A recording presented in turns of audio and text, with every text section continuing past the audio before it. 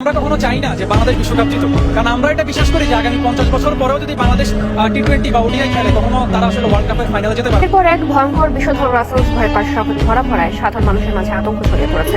এতদিনে সাপের বিচরণ ক্ষেত খামার আর চলাঞ্চলে থাকলেও এখন তা লোকালয়ে প্রবেশ করায় আতঙ্কে স্থানীয়রা। এখন থেকে বাংলাদেশের ভূখণ্ডের ভেতর দিয়ে একদম মাঝ বরাবর ভারতের রেল এক প্রান্ত থেকে অন্য প্রান্তে চলাচল করবে। অবশ্য সেই খবর আমাদের না রাখলেও চলবে। বাংলাদেশ ক্রিকেটের বেহাল দশা নিয়ে আহাজারি করতে করতে আমরা ক্লান্ত। রাসেলস ভাইপারের আতঙ্কে রীতিমতো ঘুম হারাম। অথচ নাগরিক চোখে ধুলা দিয়ে দেশ কতটা বিপদের মুখে চলে যাচ্ছে তা বুঝতে দেরি হয়ে যাচ্ছে না তো? আমি এই কথাটা কেন বললাম তা বুঝতে খুঁজতে হবে ভারত কোন প্ল্যানকে মাথায় রেখে প্রতিবেশী রাষ্ট্রগুলোর সাথে আচরণ করে। সাল 1947 প্রকাশিত হয় পণ্ডিত জওহরলাল নেহরুর বই ডিসকভারি অফ ইন্ডিয়া। বইয়ে আভাস পাওয়া যায় নেহরু সাহেবের অখণ্ড ভারত স্বপ্নের, যাকে গান্ধীজি আরো মোলায়েম করে বলতেন রামরাজ্য। নেহরুর এই রামরাজ্য বা অখণ্ড ভারত বিনির্মাণের তাত্ত্বিক নাম নেহরু ডক্ট্রিন। ভারতের স্বাধীনতার অন্যতম স্তম্ভ এই তত্ত্ব সর্বোপরি ইন্ডিয়ান ডক্ট্রিন নামেও পরিচিত। এই তত্ত্ব বলছে ভারত অবিসম্ভাবীভাবে তার আধিপত্য বিস্তার করবে। ভারত মহাসাগরীয় অঞ্চলে ভারত হবে সব রাজনৈতিক ও অর্থনৈতিক কর্মকাণ্ডের কেন্দ্র। ছোট জাতিরাষ্ট্রগুলো সাংস্কৃতিকভাবে স্বায়ত্তশাসিত অঞ্চল হিসেবে থাকবে, কিন্তু রাজনৈতিকভাবে স্বাধীন থাকবে না। ভারত দশকের পর দশক ধরে তাদের পরিকল্পনা সাজিয়েছে